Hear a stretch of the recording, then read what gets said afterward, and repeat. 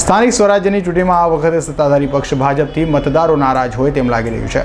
ત્યારે ward number 16ના કોંગ્રેસના ઉમેદવાર રમીલાબેન રાઠોડ, ઉર્મિલાબેન વ્યાસ, દિનેશભાઈ સાવલિયા અને સુરેશભાઈ સુહાગિયાને પ્રજાનો સારો એવો પ્રતિસાદ મળી રહ્યો છે। ત્યારે કોંગ્રેસની મહિલા કાર્યકરો શું કહી રહી છે સાંભળીએ।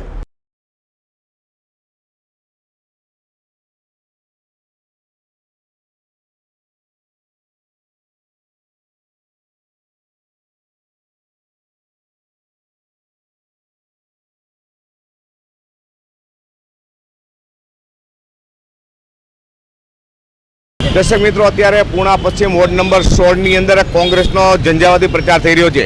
अत्यार सुधी उम्मीदवारनो तो आपणे इंटरव्यू लीधा, परंतु एना कार्यकर्ताओ जे वहेली सवारथी लईने रात सुधी सतत जोतराया छे। आपणे ते महिला कार्यकर्ताओने मळीए। जे आपनुं नाम?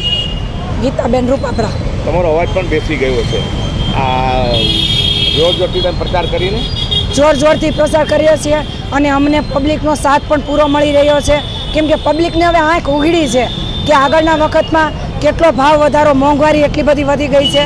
તો અમને અત્યારે પબ્લિક અમને વધારે સહાય છે કે પંજાને મત આપી અને એને જ જીતાવશે। અમને એટલો વિશ્વાસ છે, આત્મવિશ્વાસ છે। ભાજપે અહીંયા કોઈ કામ કર્યા હોય એવું કોઈ કામ કર્યા નથી। અત્યારે ગેસના બાટલાના ભાવ વધી ગયા છે। ગૃહિણીઓ ઘેરે ઘેરે જઈ તો અમને એમ જ કહે છે કે બાટલાના ભાવ વધી ગયા છે, કોઈ પણ ચીજ વસ્તુ લેવા જાય તો દરેકના ભાવ વધતા જ ગયા છે એમ।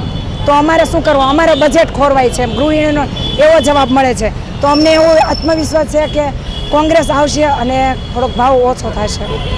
આપનું નામ?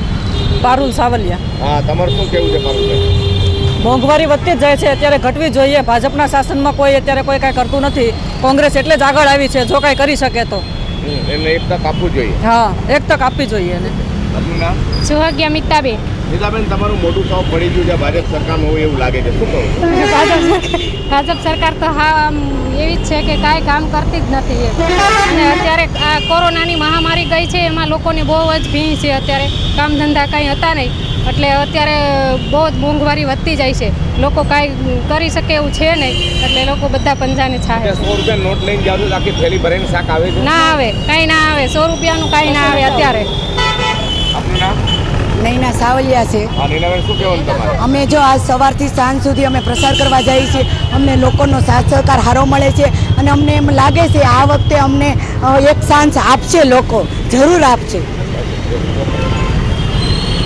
મિત્રો, અહીંયા જે વહેલી સવારથી લઈને રાત સુધી કોંગ્રેસના ઉમેદવારોને જીતાવવા માટે જે કાર્યકર્તાઓ, મહિલાઓ જે સેવા કરી છે, તે લોકોનો એક જ છે કે હવે એક તક અમને કોંગ્રેસને આપો। કારણ કે 100 રૂપિયા લઈને એ લોકો શાક લેવા જાય છે તો ઠેલી ભરાતી નથી, ખાલી થોડોક જ શાક આવે છે, કારણ કે મોંઘવારી ફાટીને ધુમાડી ગઈ છે। માટે એક તક કોંગ્રેસને જરૂરી ખાસ આપવી જોઈએ। જે 10 ન્યૂઝ ચેનલ માટે હું પ્રકાશવાળા, સુરત।